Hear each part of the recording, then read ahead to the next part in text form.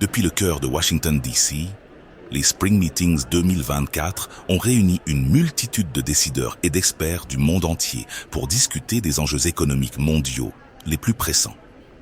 Parmi les participants à cet événement d'envergure, Afrique Today, la web TV panafricaine basée aux États-Unis, a pris une part active, offrant une couverture exclusive et des interviews de haut niveau. Ces réunions, organisées conjointement par le Fonds monétaire international FMI et le groupe de la Banque mondiale GBM, ont rassemblé des banquiers centraux, des ministres des Finances et du Développement, des parlementaires, des cadres du secteur privé, des représentants d'organisations de la société civile et des universitaires. Ils se sont penchés sur des questions cruciales telles que les perspectives économiques mondiales, l'éradication de la pauvreté, le développement économique et l'efficacité de l'aide.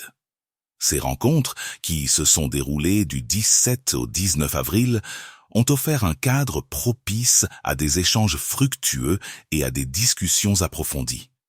Des séminaires, des briefings régionaux, des conférences de presse et de nombreux autres événements ont enrichi le débat sur l'économie mondiale, le développement international et le système financier mondial.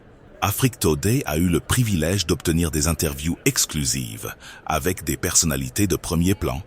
Parmi elles, son Excellence, M. Ali Mahaman Lamine Zen, Premier ministre et ministre de l'économie et des finances de la République du Niger, ainsi que M. Alouseni Sanou, ministre de l'économie et des finances de la République du Mali, ont partagé leurs perspectives sur les défis et les opportunités économiques en Afrique de l'Ouest et du Centre. Ministre, bonjour, content de vous retrouver ici à Washington. On voudrait connaître l'objet de votre rencontre aujourd'hui. C'est vrai que vous venez souvent aux réunions, aux assemblées de la Banque et du Fonds monétaire. Vous sortez d'une réunion très importante, je dirais même cruciale pour le Mali. Donc on veut avoir votre point de vue, votre feedback. Merci beaucoup, merci de me donner l'occasion de m'adresser à mes compatriotes. Je voudrais tout d'abord vous rassurer que le Mali est là à l'occasion des assemblées annuelles de printemps de la Banque mondiale et du FMI.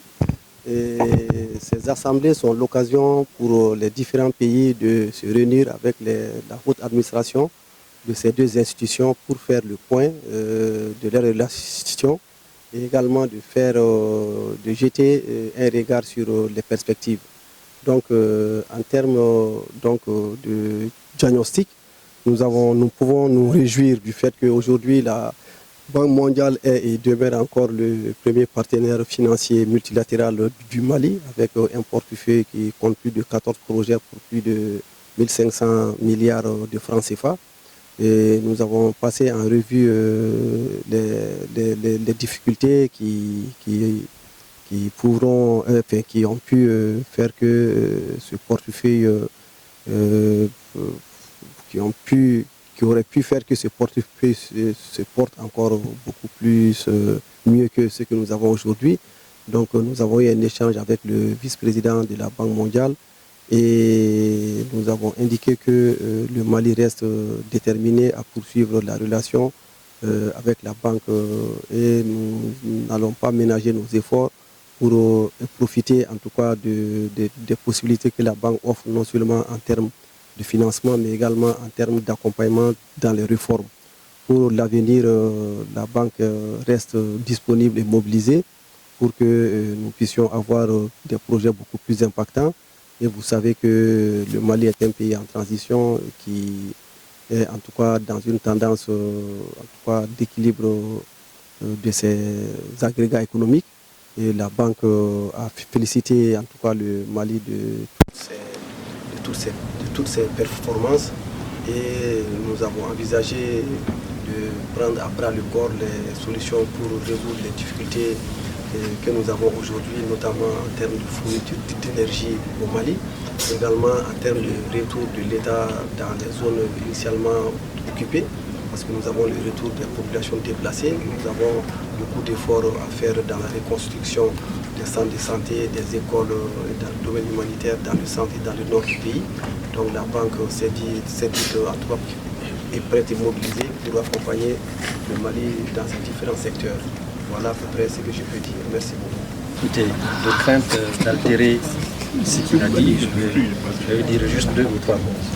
Le vice-président est un Nigérien, c'est parti parce qu'il a vécu avec nous et il a apporté tous les soutiens qu'il pouvait pour que la coopération avec la Banque mondiale soit la meilleure possible.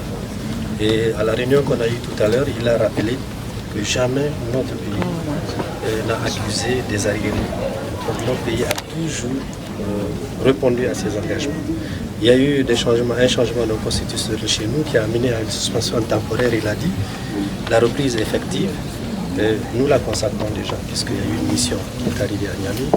Une autre reviendra la semaine prochaine. Il a parlé des arriérés constitués. Nous nous sommes engagés à les payer dès la semaine prochaine, les arriérés. 3 choses. La première, c'est la restructuration des projets pour les adapter aux besoins réels des Nigériens. Le chef de l'État régional tient absolument à ce que l'essentiel des ressources mobilisées aillent à la population. La deuxième, ce sont des financements nouveaux, donc les nouvelles opérations. Elles seront intégrées dans le document de stratégie pays, qui est un programme de résilience de la patrie. Ça répondra également en allant dans la direction de la communication. Et le troisième élément, c'est un appui, donc la mobilisation d'un instrument qui est l'appui budgétaire que nous avons sollicité. Et je crois que les conditions sont plus ou moins déjà remplies pour qu'ensemble nous convenions du montant qu'il faut pour qu'il soit intégré dans la loi de finances. Et comme toujours, nous ferons en sorte que l'emploi des ressources soit le plus transparent possible pour que nous soyons en mesure, en rendant compte, d'être en harmonie avec nous-mêmes. Merci. Les Spring Meetings de 2024 ont ainsi été un rendez-vous incontournable pour ceux qui œuvrent à façonner l'avenir économique mondial et à promouvoir un développement durable et inclusif. Depuis la Banque mondiale à Washington, D.C., je suis Philippe Gangan pour Afrique Today Web TV.